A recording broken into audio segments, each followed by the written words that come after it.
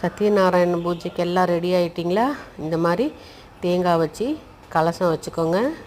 தட்டில் செம்பு தட்டில் பச்சரிசி வச்சு அது மேலே செம்பு வச்சு மா இலை வச்சு தேங்காய் வச்சு கலசம் வச்சு அதுக்கு பஞ்சு நூல் புது வஸ்திரம் போட்டுக்கோங்க.